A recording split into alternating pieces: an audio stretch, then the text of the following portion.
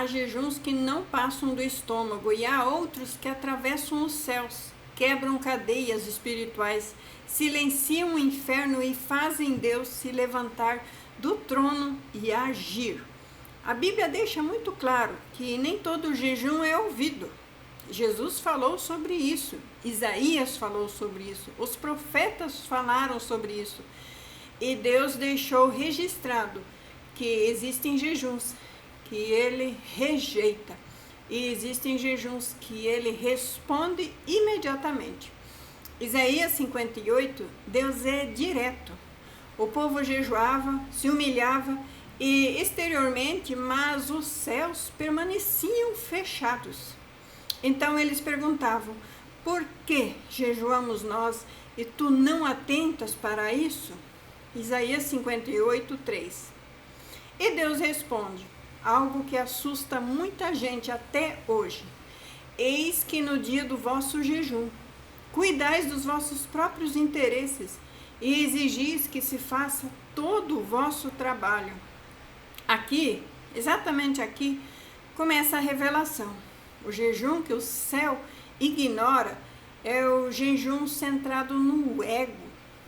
Mas o jejum que o céu não consegue ignorar é aquele que quebra o eu, que cala a carne e que reposiciona o espírito diante de Deus. Quando alguém jejua assim, não é só o corpo que sente, o mundo espiritual inteiro percebe. A Bíblia diz também em Joel 2,12: convertei-vos a mim de todo o vosso coração, e isso com jejuns, com choro e com pranto.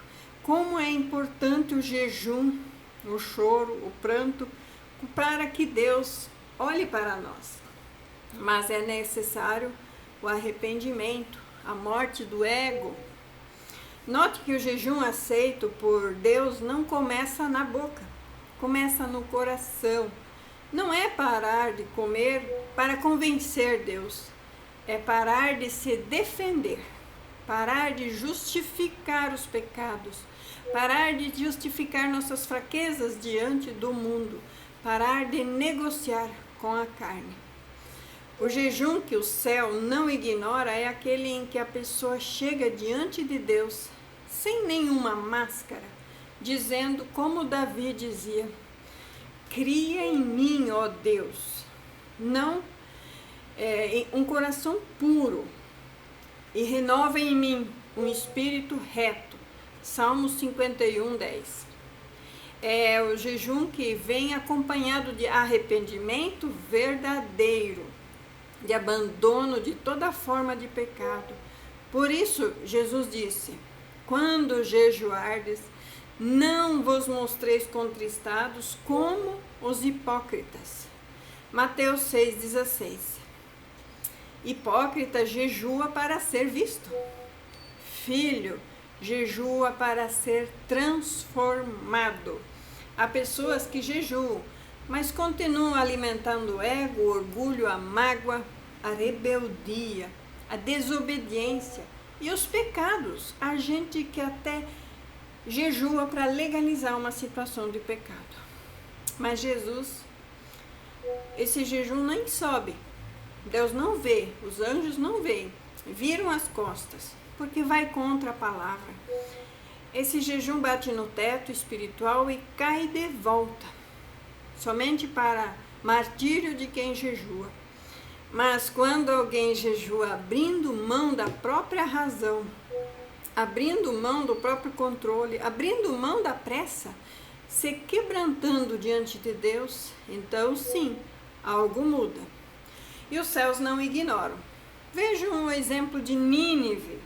Era uma cidade condenada, sentença decretada, dias contados.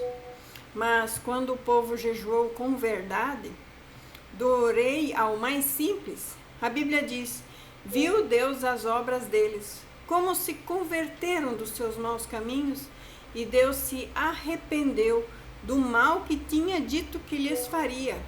Jonas 3,10. O jejum deles mudou a sentença espiritual, porque houve mudança completa de rota, de caminho.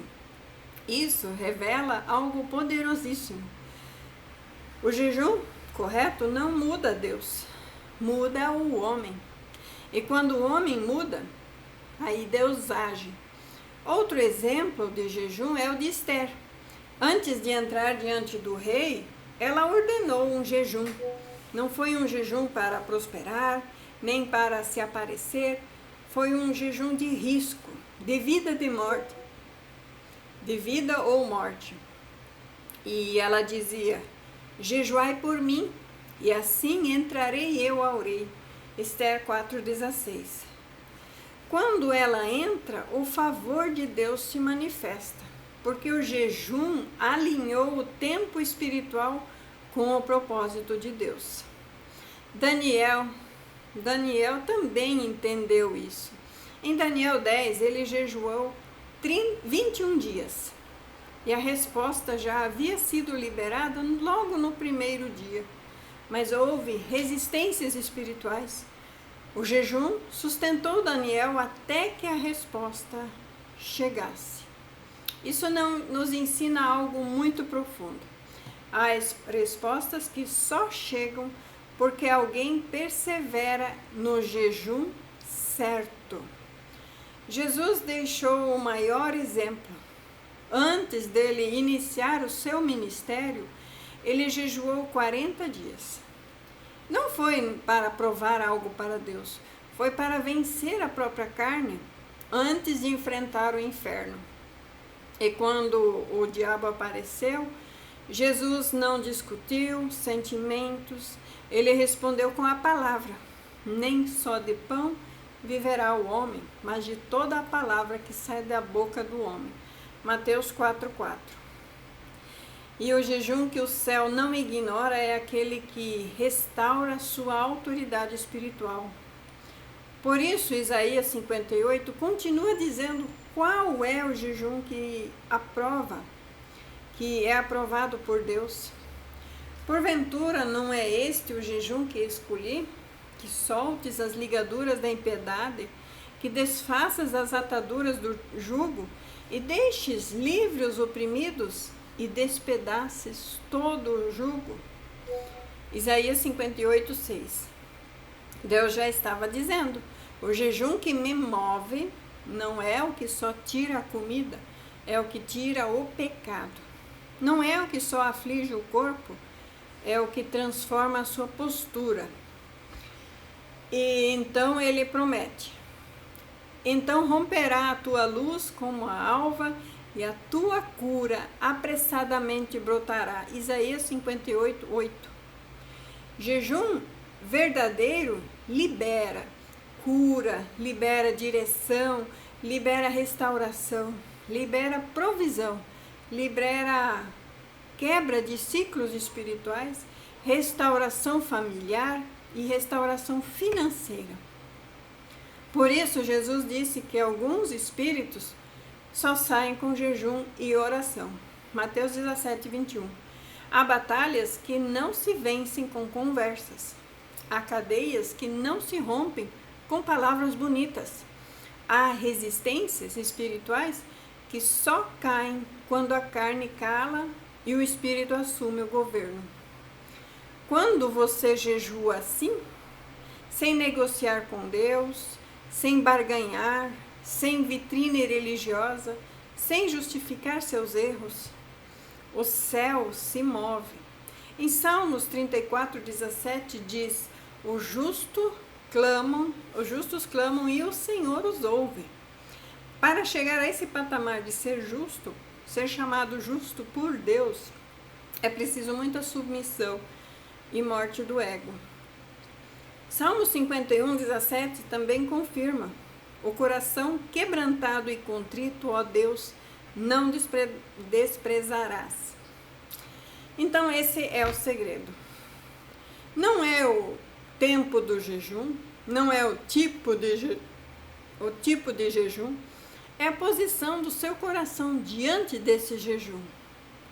Quando o jejum gera arrependimento, alinhamento, obediência e silêncio interior, então Deus responde. Ele responde no tempo certo. Ele responde do jeito certo. Ele responde para glorificar o nome dele. E quando Deus responde, ninguém segura. Porque quando você jejua assim, o céu não consegue ignorar. Eu termino essa mensagem ensinando um pouco a cada dia sobre jejum, sobre como agradar a Deus, sobre como buscar a santificação, como ter autoridade espiritual. Porque nós temos o direito de conhecer a autoridade que o Senhor deu aos seus, né? E através do jejum acessamos esse poder. Fique com essa palavra, essa mensagem, em nome de Jesus Cristo. Amém.